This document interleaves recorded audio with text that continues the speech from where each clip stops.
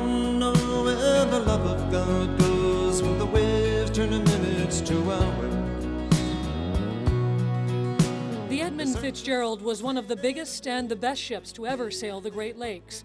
But in November 1975, it became a casualty of what's known as the shipwreck coast, carrying 29 men to their watery graves. Cheryl Rosman's father was on board the Big Fitz that ill-fated night.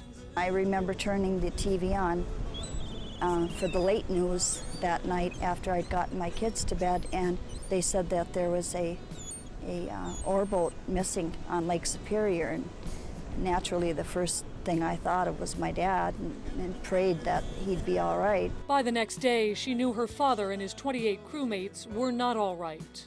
I didn't need to get a notification, though deep down in your heart you still have a little bit of hope, but I knew he was gone.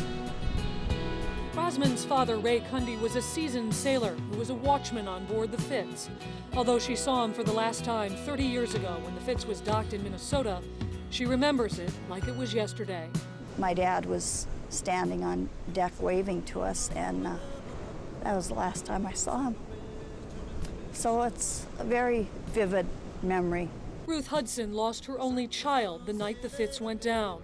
Her son Bruce was a deckhand. The summer before the ship sank, he bought a motorcycle, and Ruth says she was a lot more concerned about the bike than the ship. I worried a lot about it, and we talked about it, and he said, "Mom, I'm not going to get killed on that motorcycle. When I go out, the whole world will know." The waters of Lake Superior are relatively calm right now. It was a much different story on November 10th, 1975. One of the worst storms these waters had seen in more than 30 years was in full force. And just to give you an idea of how bad it was, these waves are 2 to 3 feet. On the night the Edmund Fitzgerald went down, they were more than 30 feet, and the winds were blowing at 90 miles an hour. Captain Ernest McSorley was from Ottawa Hills. He was trying to steer the Fitz to calmer waters on the night of the storm. The ship fell about 17 miles short of the safe harbor of Whitefish Bay. But today, the Great Lakes Shipwreck Museum at Whitefish Point is like a safe harbor for the victims' families. Inside its walls is the Fitzgerald's bell. It was raised from the wreckage in 1995. Raising the bell at the request of family members helped bring closure to 20 years of grieving. 10 years ago, on July 4th, we brought the bell up to answer that request. And now they have a place to come and visit and feel close to their loved ones. When we uncover the bell every November 10th and sound it, it's really the voice of the men speaking to the families and anybody else who wants to listen. The only closure that I've gotten really is when we brought the bell up. And that's our link to the men and the Fitzgerald. It was with him when he died. He heard it before he died. Look how polished it is. We were there with Tom Walton when he made his first visit to Whitefish Point to see the bell. He is now the editor of the Toledo Blade.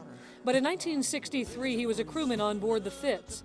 His father served as the chief engineer on the freighter at various times, and his uncle Ralph Walton was one of the 29 men who went down with the ship.